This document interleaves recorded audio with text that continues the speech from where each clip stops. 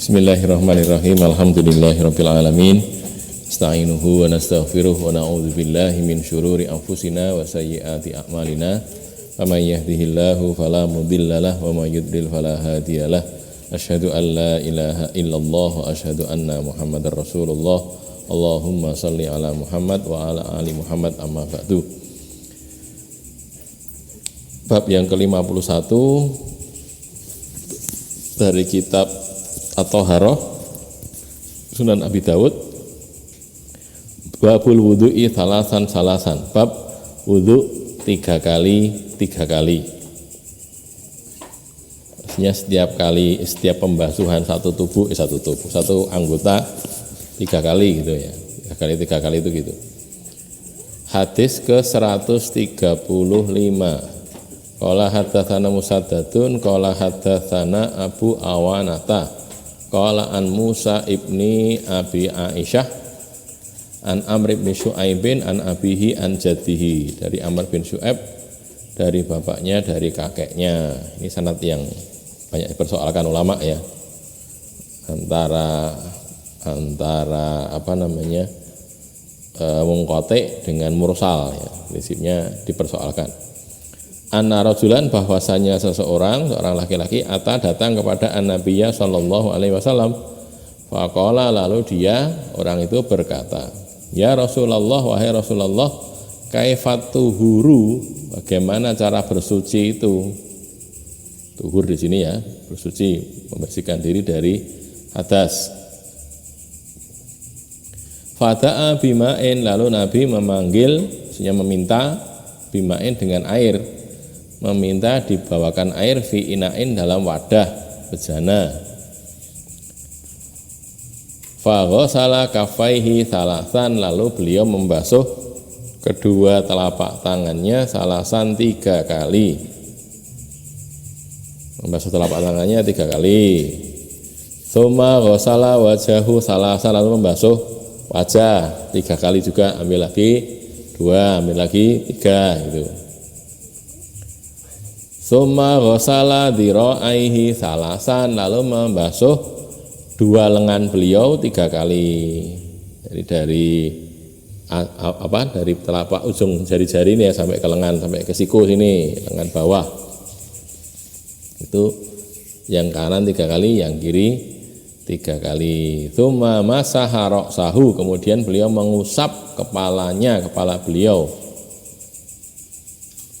Fa'adkhala isba'aihi sabbahataini fi udhunaihi, lalu beliau memasukkan isba'aihi 2 jari beliau as-sabbahataini, yang biasa digunakan untuk bertasbih, isyarat tasbih maksudnya. Kalau sedang isyarat pakai 2 jari itu. Fi udhunaihi, pada 2 telinga beliau.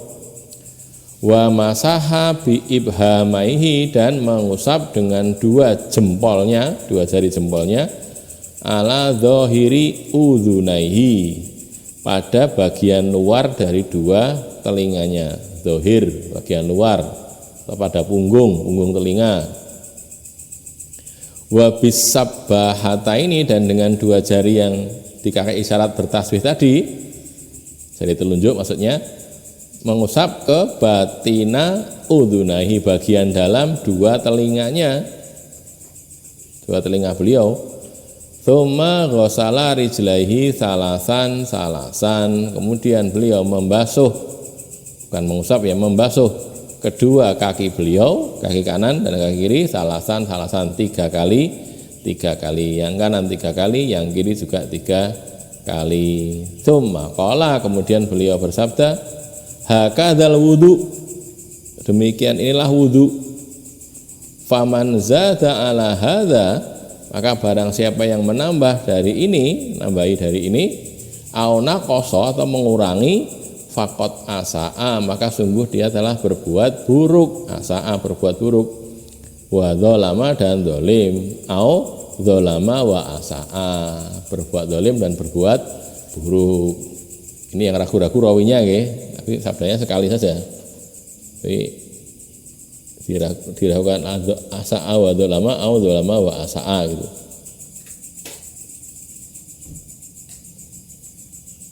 Ini yang pertama, Nabi itu ditanyai tentang bagaimana berwudu yang benar itu, terus Nabi mempraktekkan. Jadi ini salah satu bentuk pengajaran gitu. Orang kalau ngajari hal begini memang betul dipraktek nih. Jadi kalau ngajari wudu ya wis ngene weh, kowe ndelok aku wudu gitu. Kan kita juga lihat gitu kan dia. Terus kan misalnya Utsman, gimana wudunya Nabi? Kalian lihat aku ya, lihat aku langsung mempraktekkan wudunya itu kan gitu kan. Jadi yang paling enak ya begitu. So, caranya memandikan jenazah sekarang praktek. Nah, gitu praktek.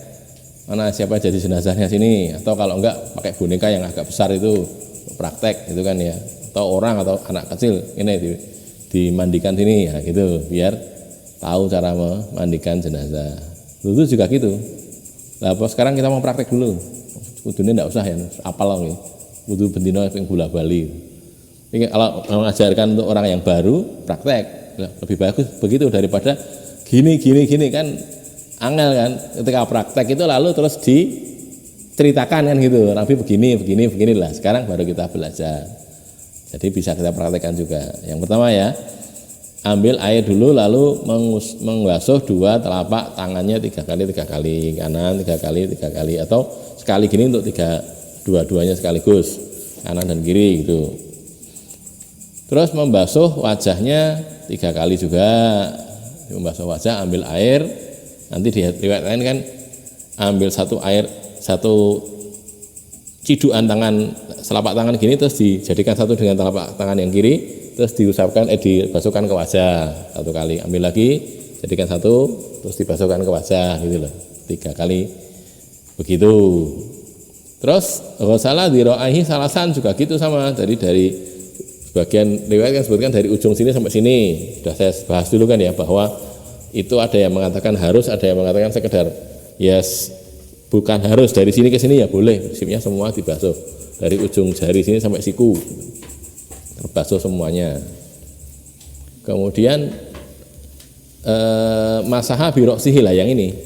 Kalau ini tidak 3 kali, 1 kali saja kan, berkali-kali kita bahas hadisnya. Ambil air lalu mengusap kepala. Caranya di hadis yang lain, bukan di sini. Ambil air lalu dari depan sini ke belakang, terus ke depan lagi, kembalikan ke depan. Jadi dari sini ke belakang, terus ke depan lagi. Terus ini tadi kan diterangkan ada ini sabahatain itu, 2 jari telunjuk ini yang dimasukkan ke dalam telinga gini. Jadi masuk telinga, terus ini kan bagian dalam, ini yang bagian dalam telinga. Terus jempolnya, ibhamnya yang bagian luar. Jadi begini. Setelah begini selesai. Terus ini masuk sini, nah terus yang satu masuk ke dalam, terus yang jempol, nah gini membersihkan yang bagian luar. Jadi satunya masuk ke dalam telinga sana, membersihkan yang dalam, sini keluar. Itu cuma sekali pengambilan air. Jadi 1 kali pengambilan air itu langsung dengan dari depan ke belakang, pabada bimuqaddimi ra'sihi kan gitu kan ya, bimuqaddami ra'sihi dari depan sampai ke qafahu, kemudian dikembalikan lagi ke depan, terus yang sini gini masuk ke sini. Kemudian yang ini ke depan sana membersihkan, yang ini masuk ke dalam untuk membersihkan bagian dalam. Jadi terusap semuanya, baik kepala yang atas maupun sampai yang ke telinga. Karena telinga masuk ke dalam kepala, bukan masuk ke wajah tapi masuk ke dalam kepala. Terus jadi yang ibham, yang jempol itu masuk yang di luar, yang sabahah yang di dalam. Tsumma ghasala rijlaihi salasan, lalu membasuh kakinya 3 kali, yang kanan dulu selesai, baru yang kiri. Sabahah maksudnya jari yang biasa digunakan untuk isyarat saat bertasbih, jari telunjuk. Sabahatain dalam bentuk musanna, maksudnya 1 jari dari tangan kanan dan 1 jari dari tangan kiri. Ini sama ini gitu. 2 ya ini. Demikian juga ibhamain juga gitu. Ibhamain 2 jempol kan, yang ini sama ini, yang ini kan 2 jari kanan dan kiri. Dikatakan bahwa orang yang menambah itu zalim dan berbuat buruk karena dia menjadikan dirinya lelah tapi tidak mendapatkan pahala. Tambah capek toh, lebih dari 3 kali tapi tidak dapat pahala, atau dia juga membuang air tanpa guna. Nah, kalau diusap lagi tak ada pahalanya kan, airnya terbuang tanpa guna. Bahkan biar puas, nah ini bukan puas-puasan kan gitu ya, karena ibadah kan mengikuti syariat, bukan masalah puas atau tidak puasnya. Diperselisihkan tentang apakah yang mengurangi dari itu juga dikatakan berbuat buruk atau zalim, karena yang ini kalau menurut Al-Albani diterangkan di depan itu ya, Hasan Sahih menurut Al-Albani duna qaulihi au naqasa fa innahu syadzun, itu yang di akhir teks Arab itu ya, akhir teks Arab hadis. Hakama Al-Albani menetapkan hukum hadis ini adalah Hasan Sahih. Tetapi selain perkataannya atau kala sabda Nabi au naqasa, itu au naqasanya dikatakan syad karena bertentangan dengan yang lebih sahih. Kenapa begitu? Karena kalau naqasa itu dikatakan asa'a au dzalama, kan ada hadis yang menyebutkan diusap 2 kali saja gitu loh, dan 1 kali saja, kan kurang dari 3 kalau itu. Tapi yang zada ya disepakati bahwa itu buruk. Tapi kalau yang naqasa ini syad itu artinya bertentangan dengan lebih sahih sehingga didoifkan. Kata-kata au naqasanya dianggap doif, bertentangan dengan riwayat yang lebih sahih. Karena memang boleh, nanti kita habis ini kita baca hadis itu boleh mengusap 2 kali, bahkan boleh sekali-sekali saja, tidak sampai 3, tidak sampai 2, hanya sekali saja. Kalau ada pertanyaan silakan, mau ganti bab ini, babnya cuma 1 hadisnya.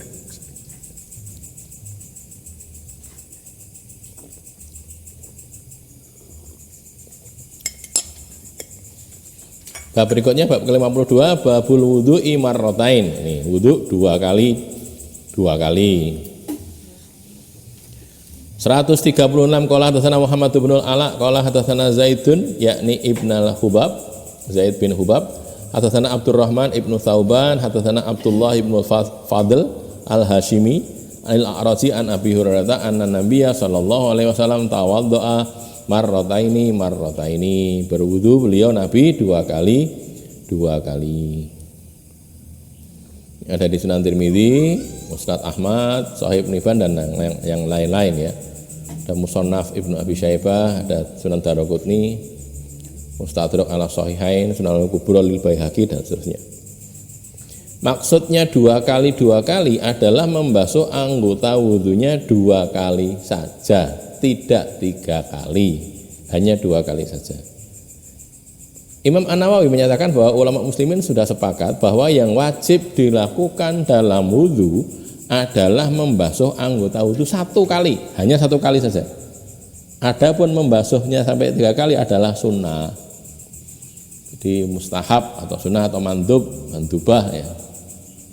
Tidak harus 3 kali, 1 kali sudah cukup. Hadis-hadis yang sahih menunjukkan membasuh anggota wudu sekali atau 2 kali atau 3 kali, atau sebagian anggota wudu dibasuh 3 kali atau sebagiannya dibasuh 2 kali. Jadi bisa 2 kali, bisa 3 kali, bisa 1 kali. Prinsipnya begitu. Perbedaan ini menunjukkan bahwa semua ragam jumlah itu 1 atau 2 atau 3 boleh dilakukan. 3 kali itu sempurna, 1 kali itu sudah cukup. 2 kali cukup, ya lebih dari cukup. Boleh. Dengan kata lain, 1 kali adalah batas wajib, 3 kali adalah batas boleh. Ini yang simpulan ulama ya. Ada haddul fardhi atau haddul wujub, ada yang haddul jawaz, boleh. Jadi tidak boleh kurang dari 1 kali dan tidak boleh lebih dari 3 kali. Prinsipnya begitu. Nah, mungkin kalau mau kita disesuaikan dengan jumlah airnya ya boleh saja. Airnya cuma dikit, ya udah 1 kali aja gitu loh. Atau airnya banyak tapi kita agak terburu-buru, ya udah 1 kali aja kan gitu kan. Cukup 1 kali cukup. Ada nanti kita dapati Nabi cuma membasuh 1 kali gitu. Tidak 2 kali. Jadi kalau begitu ya tadi bisa 1 kali, bisa 2 kali, bisa 3 kali. Tapi kalau kepala memang yang kita dapati riwayatnya itu diusap dan cuma sekali. Tidak didapatkan riwayat yang diusap sampai 3 kali, kecuali kalau riwayat yang dhaif ya, yang kemudian dibantah oleh ulama. Berikutnya 137 kita baca sekalian karena masih 1 bab. Qala hadatsana Utsman bin Abi Syaibah, qala hadatsana Muhammad bin Bishr, qala hadatsana Hisyam bin Sa'din Qala hadatsana Zaidun qala an Atha ibnu Yasar qala lana Ibnu Abbas berkata kepada kami murid-muridnya Ibnu Abbas ya, dari kalangan tabi'in mestinya. Atuhibbuna an uriyakum kaifa kana Rasulullah sallallahu alaihi wasallam yatawaddau. Apakah kalian senang, sukakah kalian, senangkah kalian kalau aku perlihatkan kepada kalian bagaimana keadaan Rasulullah itu berwudu? Mau enggak? Senang enggak kamu tak beritahu caranya wudu Rasulullah? Tentunya mereka menjawab, kalau menjawab ya mesti begitu kan. Maka fada'a bi'ina'in, lalu Ibnu Abbas minta diambilkan ina, diambilkan bejana, wadah fihi ma'un, yang di dalamnya itu ada airnya. Faghtarafa ghurfatan biyadihi yumna. Lalu beliau Ibnu Abbas mengambil air. Ightarafa ghurfah itu mengambil dengan sepenuh telapak tangan. Jadi bentuknya mungkin begini ya, gini, terus ngambil, jadi telapak tangannya dicekungkan begini, terus ngambil. Itu namanya ghurfah, itu gitu. Kalau dalam bahasa Arab ya, ightarafa ghurfatan itu gitu, ngambil dengan sepenuh telapak tangan gini. Terus fatamat maldhah wastan syaqo, beliau berkumur dan istinsyak. Satu kali ngambil ini, sebagian dipakai berkumur, sebagian dihirup ke hidung terus dikeluarkan lagi. Tamatmat dan istinsyak ya, istansyaqo. Fatamat maldhah wastan syaqo. Sudah, summa akhadha ukhra, kemudian beliau mengambil lagi untuk ambilan yang berikutnya. Fajama'a biha yadaihi, kemudian beliau mengumpulkan dengannya, dengan ambilan air tadi, yadaihi, kedua tangannya. Ambil terus dikumpulkan. Nah, gini jadikan satu. Summa ghasala wajhahu, kemudian membasuh wajahnya gitu. Jadi kalau basuh wajah tidak dengan satu tangan, tapi dengan dua tangan, dua telapak tangan, jadikan satu gini, terus dibasuhkan ke wajah. Tsumma akhadha ukhra, kemudian ngambil lagi, ngambil air yang lain lagi. Fa ghasala biha yadahul yumna, kemudian beliau membasuh dengannya tangan beliau yang kanan. Ambil air lagi, kalau membasuh ke tangan kanan yang ngambil yang kiri maksudnya. Ambil air lagi, basuhkan ke tangan kanan. Tsumma akhadha ukhra, ambil lagi yang berikutnya lagi. Fa ghasala biha yadahul yusra, lalu beliau membasuh dengan air tadi yadahul yusra, tangan beliau yang kiri. Jadi yang dibasuh tangan kanan dulu, baru yang kiri. Tsumma qabadha qabdatan minal ma'i, kemudian beliau menggenggam satu genggaman dari air. Apa itu ya? Tadi ambil sedih cukupnya gitu, digenggam, kemudian tsumma nafadha yadahu, kemudian membersihkan tangannya, ambil air terus digunakan untuk membersihkan tangan. Tsumma masaha biha, lalu tangan yang sudah dibersihkan dengan air tadi diusapkan ke kepala dan dua telinganya. Masaha biha ra'sahu wa udhunaihi, tadi ya, seperti yang saya peragakan tadi. Tsumma qabadha qabdatan ukhra, kemudian menggenggam lagi genggaman yang lain, minal ma', dari air, ambil lagi air maksudnya gitu. Farasha ala rijlihil yumna, lalu beliau menuangkannya pada kaki beliau yang kanan. Rasha itu dituangkan pelan-pelan itu, ambil terus digerujuknya sedikit-sedikit, nah gitu, digerujuknya sedikit-sedikit. Yang kanan dulu kan, kemudian yang kiri. Mana? Belum ada ya. Wa fiha na'lu, ini ada keterangan gitu. Fiha, padanya, pada kaki itu ada na'al, ada sandalnya. Jadi tidak melepas sandal, terus dituangkan air di kakinya gitu. Kakinya masih bersandal ini. Summa masaha biyadahi yadin fauqal qadam wa yadin tahtan na'li. Lalu beliau mengusap mengusap kakinya tadi dengan dua tangan. Yadin fauqal qadam, maaf ya saya mengangkat kaki nggih. Ini kan qadamnya kan nih, telapak kaki gini. Kan begini kan? Karena berdiri ini enggak begini. Terus yang satu diusapkan fauqal qadam, di bagian atas qadam ini, telapak kaki bagian atas. Bagian katakan dhahrul qadam itu, punggung telapak kaki. Terus yang satu lagi ini kan ada sandalnya. Anggaplah ini sandal gitu kan. Pakai sandal gini terus diusapkan di bawah sandal sini. Karena tidak dilepas kan. Jadi bukan di telapak kakinya tapi di sandalnya, karena sandalnya enggak dilepas. Summa sana'a bil yusra mithla dzalik, kemudian beliau melakukan yang berbuat bil yusra dengan yang kiri, mithla dzalika, seperti itu juga. seperti yang kanan tadi. Nah ini kalau Al-Albani mengatakan hasan, coba yang masahal qadam itu syad gitu. Bertentangan dengan hadis lain, dianggap syad. Ini nanti kalau ulama ya, sebagian ulama kan, sebagian muslimin itu kan berpendapat kaki itu juga diusap gitu loh, tidak dibasuh tapi diusap berdasarkan ayatnya itu, ayatnya dipahami begitu. Terus sebagian ulama yang lain lagi mengatakan kaki itu bukan dibasuh saja, bukan diusap saja, tetapi juga dibasuh juga diusap gitu. Salah satu dalilnya ini tadi. Jadi dimasukkan ini, dikasih air, lalu sudah dituangkan air sedikit, terus diusap sini dan sini gitu kan, pakai dua tangan kan, sini dan sini gitu. Tapi sininya pakai sandal. Cuman kalau Al-Albani mengatakan itu syad karena bertentangan dengan yang lebih sahih. Yang di riwayat Bukhari tidak ada begitu, tidak ada keterangan seperti itu. Jadi kita baca keterangan dulu ya. Paparan mengusap telapak kaki pada hadis ini syad karena bertentangan dengan hadis yang lebih sahih. Hadis syad itu hadis sahih bertentangan dengan yang lebih sahih gitu.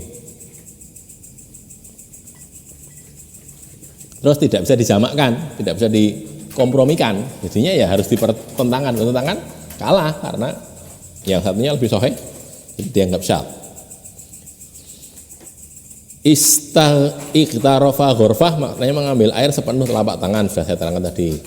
Berkumur dan istinsak dilakukan bersama dengan satu pengambilan air. Nanti ada keterangan lagi di bab berikutnya ya, bab yang akhir nanti kita dapati beda-beda. Dinggo berkumur, ambil lagi untuk istinsak gitu loh. Ada keterangan begitu juga. Membasuh wajah dilakukan dengan dua telapak tangan secara bersamaan. Ambil air, dikumpulkan jadi satu, terus diwajahkan ke wajah. Sebelum digunakan untuk mengusap kepala, yang termasuk di dalamnya mengusap kedua telinga, sekali lagi telinga termasuk kepala, tangan dibersihkan lebih dahulu dengan air. Dibersihkan, udah tangannya bersih, lalu maksudnya diusapkan ke tangannya untuk sebelum mengusap kepala itu.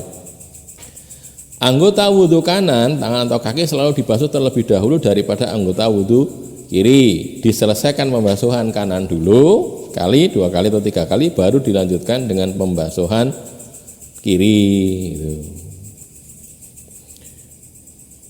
Jadi bukan kanan kiri bukan. Kayak yang dilakukan oleh banyak orang mungkin karena nggak tahu ya. Nah, kita punya tugas untuk memberitahu. Piye carane gen dikandani gen paham gitu. Karena tugasnya orang yang berilmu kan memberitahu yang belum punya ilmu ya. Bukan untuk dionek-onek tapi untuk diberitahu. Harusnya begini. Lho kok gitu? Nggih nek hadise ngoten niku. Aku ora nganggo hadis kok. Ya wis. Ora nganggo hadis nganggo apa kaya. Karepku ngene ya wis nek karepmu ngono itu. Tapi kan kita sampaikan dulu. Gini loh nggih. Yang benar itu begini. Ini hadisnya ada gitu loh disampaikan. Menurut Al-Hafiz Ibnu Hajar Al-Asqalani, tujuan mengusap kaki adalah mengalirkan air sampai ke seluruh daerah kaki yang harus dibasuh. Jadi kalau Ibnu Hajar mengatakan, mengapa kok tidak diusap? Karena dengan dituangkan air tadi, pelan-pelan rosa tadi itu, dianggap belum seluruhnya kena gitu. Karena itu tambah diusap lagi gitu. Ini juga termasuk ulama yang tadi saya katakan, kaki itu bukan hanya dibasuh tapi juga diusap. Jadi hadis lain yang menunjukkan ada pengusapan itu, Nabi itu menyela-nyelai jari kaki itu loh. Kan disuruh, ada sunahnya ya, sudah kita baca dulu. Jari kaki disela-selai dengan jari tangan gini, disela-selai. Ini kan namanya juga diusap namanya. Kan tidak disiram kalau gini, dia disiram sudah disiram, dibasuh, terus disela-selai. Jari kakinya disela-selai dengan jari tangan kita, sehingga antar jari itu juga kena air gitu. Makanya tidak hanya dibasuh tapi juga diusap. Berkenaan dengan masih menggunakan sandal, dijelaskan dalam hadis Amr bahwa Nabi pernah berwudu dengan masih menggunakan sandal sibtiyah. Sandal sibtiyah itu sandal yang tidak ada bulunya. Bulu apa kan mereka bikin sandal sebagian dari bulu itu. Nah, itu sudah dibersihkan, sudah gundul gitu, enggak ada kata kita apa, seringit-seringitnya atau apa, bagian kayak rumbainya itu ya, itu diusap. Menurut sebagian riwayat begitu. Terus yang pokok ini, yang pokok tidak didapatkan penyebutan dua kali pada hadis ini, sehingga tidak diketahui mengapa Abu Daud menempatkannya pada bab ini. Sebelum ada pertanyaan ini kok babnya wudu marrataini. Lah mana marrataininya mana? Enggak ada memang. Enggak ada. Lah terus gimana? Lah ya ulama tidak tahu. Mengapa kok Abu Daud menempatkan hadis ini di sini gitu loh. Nah sebabnya apa? Ya enggak tahu. Lah wong ulama aja enggak tahu gitu. Artinya di sarah nanti kita dapatkan yang saya baca Aunul Ma'bud mungkin di sarah lain saya belum membaca. Aunul Ma'bud itu Abu Thaib Abadi juga mengatakan tidak diketahui apa kaitan hadis ini dengan babnya. Babnya kan wudu marrotain. Nah, ini kok tidak ada keterangan marrotainnya. Nah ya itu masalahnya. Ya, jadi nggak tahu sebabnya apa. Pada hadis riwayat Bukhari dalam Sahih Bukhari didapatkan keterangan lebih jelas bahwa saat memperagakan pembasuhan kaki dalam wudu Nabi, Ibnu Abbas mengambil air sepenuh telapak tangan lalu membasuh tangan kaki kanan dengannya, kemudian ambil sepenuh telapak tangan lagi membasuh kaki kiri dengannya. Jadi tidak cuman sona amit lahu gitu tadi, tapi diterangkan lebih detail. Ambil, basuh, sudah, ambil lagi, basuh yang kiri gitu. Itu kalau satu kali, kalau dua kali ya dua kali, tiga kali ya tiga kali gitu. Karena di sini memang tidak ada keterangan marrotainnya itu nggak ada, sehingga tidak tahu kok dimasukkan ke sini. Apakah salah lokasi atau memang Abu Daud menghendaki sesuatu tapi kita tidak tahu, tidak mengetahuinya.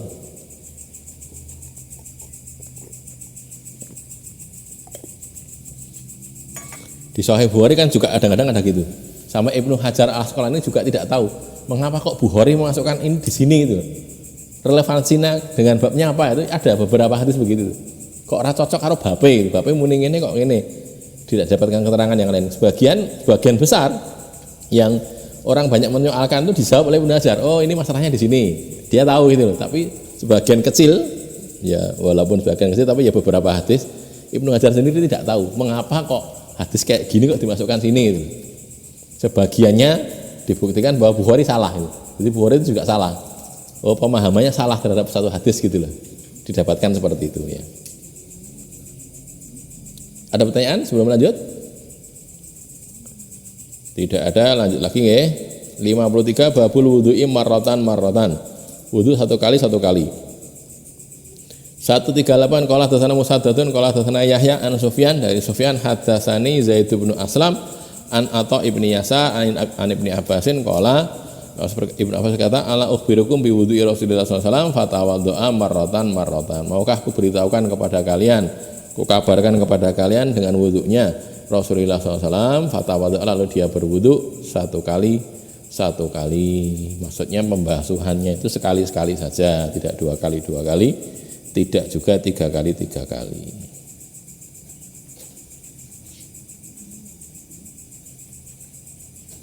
Hadis ini menyebutkan secara jelas bahwa berwudu satu kali.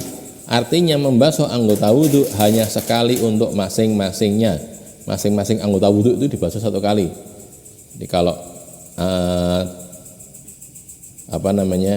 bergumur, istinsak, kemudian wajah kan ya, wajah juga satu kali membasuh wajah, kemudian tangan sampai siku satu kali juga yang kiri sudah, kemudian kepala sampai telinga sudah biasa satu kali, kemudian kaki juga satu kali, tidak dua kali, tidak juga tiga kali. Ulama bersepakat bahwa membasuh anggota wudu saat berwudu cukup sekali saja itu batas wajib. Membasuh dua kali lebih utama, membasuh tiga kali itu paling utama itu. Jadi kalau pengen paling utama ya tiga kali, tapi satu kali boleh, tidak harus tiga kali. Maka batas wajibnya sekali, dua lebih baik, tiga lebih baik lagi, empat lebih buruk malah, karena tidak ada dalilnya. Membasuh lebih dari tiga kali itu tidak lebih utama daripada membasuh tiga kali, tapi justru tertolak karena tidak ada dalilnya dan wudunya tidak sah. Karena kita tinggalnya di, kalau coro sini mana, Bungso Martani itu ya, apa itu, Tirto Martani, Taro Martani, Mino Martani, banyak air kan, tinggal di situ, terus, wah ini wudunya 5 kali, ya, malah sah wudu, tidak sah, belum berwudu namanya itu, wudunya malah, karena tidak sah, karena saking banyaknya malah tidak sah. Kenapa? Karena ibadah itu tauqif itu apa? Ngikuti Nabi, ngikuti contoh saja. Jadi ketetapannya dari Allah, dari Rasulnya, tidak ngarang-ngarang sendiri, gitu ya. Sesuatu yang sempurna itu akan menjadi tidak sempurna bila ditambahi. Saya dulu waktu kecil itu di dekat rumah itu punya teman sebaraan dengan saya, satu sebaya dengan saya. Sekarang sudah meninggal katanya orangnya itu. Diceritain sama ibu itu si anak itu sudah meninggal. Dia itu jarinya itu 12 itu. Jadi 5, terus di sini ada jari satu lagi, 6 jadinya. Sini juga gitu, 6. Jadi kita ngenalnya si fulan dengan jari yang 12 tadi, jarinya 12. Kalau hitung-hitungan, ya dihitung satu berapa gitu pakai jari itu dia bisa ngitung dari 12 itu jadinya. Jari tangan berapa? 10 rolas dewe dia rolas itu gara-gara loh itu tuh bukan kelebihan, itu kekurangan itu gitu loh. Cuman karena dia memang orang tidak punya ya, tidak dioperasi. Jadi sampai gede itu artinya sebaran waktu itu SD lah. Seingat saya waktu SD itu gitu. Jadi masih di jarinya 6 gitu, di sini ada tambah satu lagi. Itu tidak sempurna tapi malah cacat kan gitu kan. Sama dengan ibadah juga gitu. Yang namanya sempurna sudah sempurna, dini sempurna. Al-yauma akmaltu lakum dinakum wa atmamtu alaikum nikmati wa raditu lakumul Islam madinah. Sudah sempurna. Tambahi lagi jadi tidak sempurna. Sudah sempurna kok, gitu loh. Ketentuan ini lantas digunakan untuk menolak bid'ah lah. Ini kemudian digunakan untuk menolak bid'ah karena amalan Nabi SAW itu sempurna. Doa beliau sempurna, cara ibadah beliau sempurna. Apapun tambahan yang ditambahkan padanya menjadi kurang atau cacat sehingga amalannya tidak sah, batal, tidak diterima oleh Allah. Kalau doa sih tidak ya, jangan doa kan bebas kan ya, mau tambahi boleh. Tapi kalau itu urusan sholat, urusan haji, ya jadi masalah itu. Sholat misalnya, sudah tahu sholat itu satu rakaat, sekali rukuk, 2 kali sujud, dan satu rakaat ya secara umum ya. Kemudian orang sholat ya, karena ini sholat seperti ada orang karena tidak tahu sebenarnya, tidak tahu. Dia dianggap kiai gitu, sebenarnya bukan kiai. Terus disuruh sholat jenazah. Kebetulan yang disolatkan itu mertuanya gitu. Dia suruh karena dia menantunya imam sholat jenazah. Terus pakai rukuk gitu. Orang-orang kaget. Ini piye subhanallah ora ya. Jadi pakai rukuk, Allahu Akbar itu sampai rukuk itu. Setelah selesai ditanya, Pak Ustadz atau Pak Yai, tadi kok pakai rukuk? Terus dia itu mundur izin kalau orang Jawa itu. Terus dia ngomong, ini sholat khusus untuk mertua. Gitu katanya. Apa ada syariat khusus sholat jenazah dengan mertua rukuk itu. Ya tidak sah atau sholat jenazah pakai rukuk itu. Tidak ada contohnya loh kan gitu kan. Tapi itu tadi contohnya begitu tidak boleh. Itu namanya bid'ah itu, tertolak kan, tidak bisa. Sholat jenazah itu tanpa rukuk, tanpa sujud kan gitu ya. Apapun tambahan yang ditambahkan menjadi kurang atau cacat sehingga tidak sah, batal, tidak diterima oleh Allah. Nah, makanya kita hati-hati nggih. Kalau masalah ibadah, ya sudahlah kita ngikuti syariatnya piye gitu sajalah. Makanya kita belajar hadis, untuk detailnya kan ada di hadis, kita belajar bagaimana toh cara beribadah itu ini. Dan sekali lagi, kalau untuk hadis itu kita ngamalkannya mestinya kita belajar sebanyak mungkin hadis. Kalau tidak bisa semuanya ya pokok-pokoknya itu terbaca semua gitu loh. Sehingga kalau ngamalkan itu jadi kita tahu, oh ini bisa begini, bisa begitu, atau ini begini karena ada tambahan dari sini sehingga jadi begini. Memang yang enak ya. Kalau masalah fikih itu kita baca yang kita sudah jadi itu, kayak Bulughul Maram, Nailul Autar, sudah jadi kan itu. Jadi walaupun madhab penyusunnya, tapi paling tidak kan dia sudah banyak baca kitab yang lain. Tapi kalau kita baca langsung ke hadis gini nih, kitab hadis gini, ya bisanya kita menyimpulkan kalau sudah selesai. Waca kabeh gitu ya. Cara Bukhari ya kitab Bukhari dibaca semua, Muslim dibaca, dan kita jadi tahu oh gini toh cara toharohnya seperti ini gitu. Karena memang di sini kurang ditambahkan di sana kurang tambahkan di sini gitu. Modelnya seperti itu. Karena memang tadi ulama hadis juga meriwayatkannya mungkin yang sini bagian ininya yang jadi kejadiannya sekali diriwayatkan oleh banyak orang, satu menyerahkan bagian depannya, satu bagian tengahnya, satu bagian belakangnya gitu loh. Nah, itu kita tahunya kan dari hadis. Dari belajar hadis total gitu loh. Tidak bisa satu persatu. Kalau satu persatunya jadinya keliru, memahaminya salah. Makanya kalau untuk masalah pengamalan ya memang lebih enak membaca yang sudah jadi itu kalau untuk pengamalan. Tapi kalau untuk keilmuan yang lebih kepada kitab hadisnya dibaca kabeh terus bisa mengetahui oh ngono kuwi to. Mengapa kok begitu? Oh begitu. Tambah lagi kalau kita bisa membaca kitab-kitab syarah, jadi tambah oh masalahnya di sini, di bahasan ini ulama membahasnya dengan cara seperti ini dan seterusnya. Sebelum ke bab berikutnya, bab 54, ada pertanyaan? Silakan. Itu kalau pembahasannya itu bilangnya tidak bisa menggunakan tangan 3 kali, tapi kemudian nanti kaki kehabisan air 2 kali. Ya nggak apa-apa. Kalau karena kehabisan air ya, tapi kalau enggak ya baiknya 3 kali semua. Tapi boleh kok. Ulama juga mengatakan boleh kan, ada artinya dicampur, ada yang 3 kali, ada yang 2 kali, ya boleh, enggak ada larangan. Monggo, silakan. Tentang menyalahi tadi. Nggih. Apakah ada dalil kalau menyalahi itu dengan dari kelingking?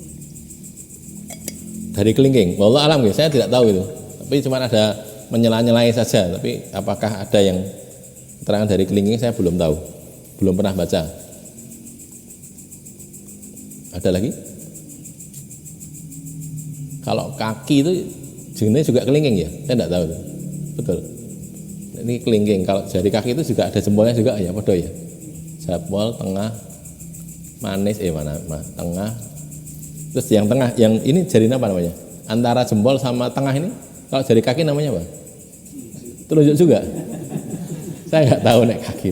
Tapi kalau kelingking ya jelas yang belakang ya, kelingking yang belakang. Saya tidak tahu itu apakah dari kelingking. Saya belum pernah baca, belum pernah belajar. Ada lagi? Terakhir ya, bab terakhir di bahasan kita sekarang maksudnya.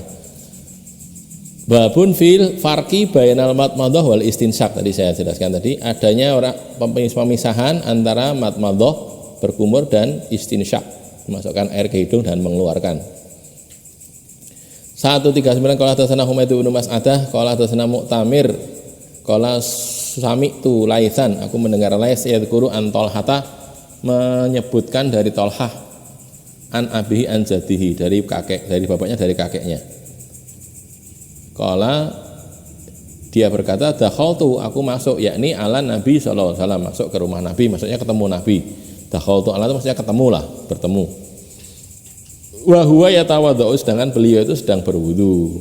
Wal ma'u, dan air itu yasilu min wajhihi wa lihyatihi, mengalir dari wajahnya dan jenggot apa janggut. Katanya jenggot itu bahasa Jawa, bahasa Indonesia janggut katanya gitu. Atau ada yang katakan janggut ininya ini loh, dagunya ini janggut, terus bulunya namanya jenggot katanya gitu. Terus bola, pokoknya itulah ya, jenggot atau janggut itu. Ala sodrihi, sampai ke dadanya. Fara'aituhu, maka aku melihat beliau yafsilu bainal madmadati wal istinsyaki, memisahkan antara madmadah berkumur dan istinsyak. Tetapi kalau kata Albani hadisnya dhaif. Istinsyak adalah memasukkan air ke hidung, istinsar adalah mengeluarkan air dari hidung. Kedua istilah ini masing-masingnya sering digunakan untuk menyebut dua perbuatan itu. Di samping itu masing-masing dari kedua istilah ini juga digunakan untuk menyebutkan yang lain. Sudah saya terangkan berkali-kali ya. Kita ulangi lagi. Jadi istinsyak itu yang masuk ke hidung, gitu kan, masukkan air ke hidung, dihirup itu namanya istinsyak. Kalau yang dikeluarkan gitu, disemburkan keluar itu istinsar namanya, istansaro. Cuma dua istilah ini saling bergantian gitu loh. Istinsyak itu kadang-kadang digunakan untuk menyebut perbuatan memasukkan dan mengeluarkan air dari hidung, disebut dengan istinsyak saja gitu loh. Kadang-kadang begitu itu disebut istinsar saja. Jadi prinsipnya satu istilah ini bisa untuk dua keadaan, memasukkan dan mengeluarkan. Istinsar juga gitu, karena ya namanya orang ya, lama yang menerangkan. Dan istinsar kan mengeluarkan. Lah ning mana bisa mengeluarkan air kalau tidak ada airnya, kan gitu kan? Berarti istinsar itu pun juga mesti istinsak dulu, masukkan dulu. Makanya tidak bisa saling menggantikan. Atau kadang-kadang istinsak digunakan untuk istinsar, kadang-kadang istinsar digunakan untuk istinsak, kalau gitu juga bisa. Jadi prinsipnya urusan dengan hidung itulah, memasukkan dan mengeluarkan itu kadang-kadang disebut dalam hadis dengan istansyaqo, istinsyak, kadang-kadang istinsar, istansaro. Nah, karena hadis ini dhaif, tidak bisa digunakan sebagai hujah. Hadis sahih menunjukkan secara jelas bahwa Nabi SAW itu berkumur dan beristinsyak dengan satu kali pengambilan air, bukan memisahkannya. Dulu saya sampaikan ini beberapa waktu yang lalu kepada sebagian dosen itu ya, dosen-dosen di satu universitas itu, susah Ustaz, masuk sekali ngambil dengan apa berkumur sama masukkan air itu nanti gelagapan gitu katanya gitu. Nggih dicoba sik, nanti kan lama-lama ya bisa. Awal-awalnya memang agak aneh gitu kalau tidak kulino ya. Masukkan satu ngambil terus masukkan ke mulut, satunya ke hidung dan dikeluarkan, satunya dua-duanya dikeluarkan, satunya masukkan ke mulut terus pakai kumur-kumur dikeluarkan, yang hidung juga dikeluarkan langsung kan gitu. Apalagi kalau mau praktek yang balik fil istinsari illa antakuna so iman itu apa istilahnya menyangat-nyangatkan dalam istinsyak, menghirup sampai banyak sehingga kadang-kadang sampai kepala agak pusing gitu kan. Kita kalau pas berenang delala kok menghirupnya pakai hidung itu kan kadang-kadang pusing gara-gara kan masuk ke naik ini airnya tuh naik ke atas sehingga pusing lah, itu malah disuruh begitu wa balik fil istinsyaki illa antakuna so iman, kecuali kalau puasa, karena kalau puasa khawatir kalau membatalkan puasa masuk situ masuk ke dalam kan jadi batal puasanya.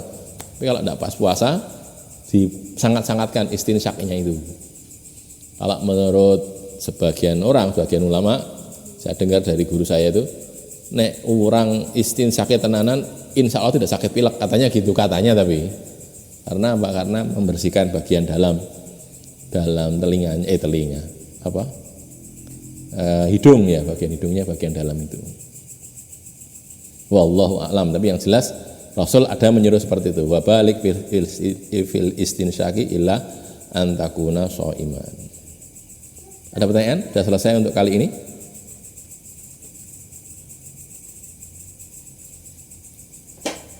Tidak ada nggih. Saya sampai di sini dulu. Aku qauli hadza, astaghfirullah li wa lakum, alhamdulillahirabbil alamin.